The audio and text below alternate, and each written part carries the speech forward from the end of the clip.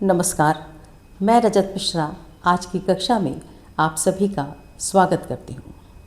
हम पढ़ रहे थे पद परिचय और उसके अंतर्गत आज हम देखेंगे विशेषण शब्दों का पद परिचय।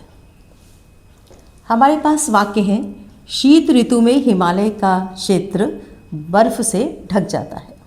और दूसरा वाक्य है, यह पुस्तक मेरे छोटे भाई ने भेजी थी। इसमें 3 शब्द रेखांकित हैं, शीत, यह और छोटे। हम इनका पद परिचय करेंगे। इसमें से पहला शब्द लेते हैं शीत।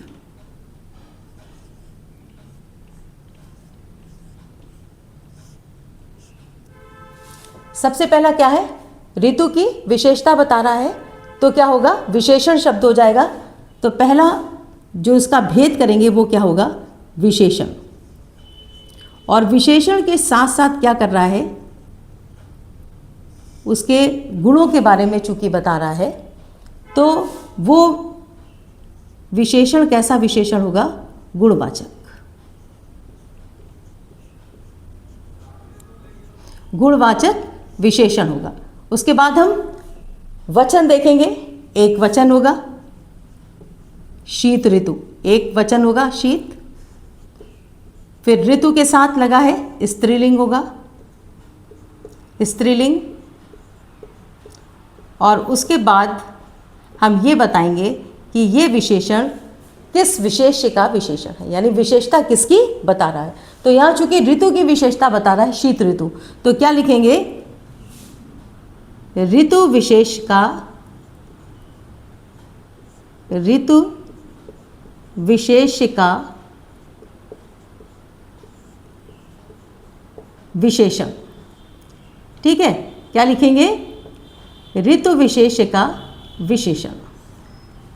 अब ऐसे ही हम ये वाक्य देखेंगे, यह पुस्तक मेरे छोटे भाई ने भेजी है।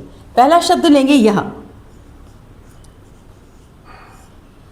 विशेषण शब्द पढ़ते समय हमने पढ़ा था कि वो सर्वनाम शब्द जो कि संज्ञा से पहले आते हैं और उसकी विशेषता बताते हैं, उन संज्ञा शब्दों की, वो क्या होते हैं, सार्वनामिक विशेषण होते हैं।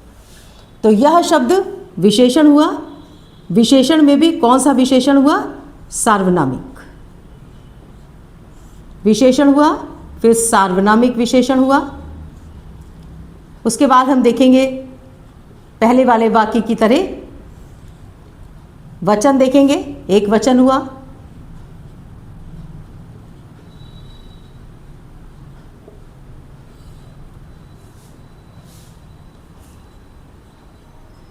स्त्रीलिंग हुआ,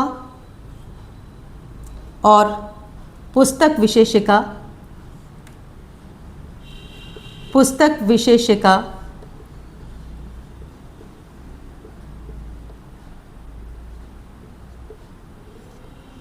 पुस्तक विशेष्य का क्या हो गया, विशेषण। ठीक है, पुस्तक विशेष्य का विशेषण हो गया। इसी तरीके से हम दूसरा वाक्य देखेंगे, छोटे, छोटे भाई। फिर ये क्या होगा, विशेषण हो गया।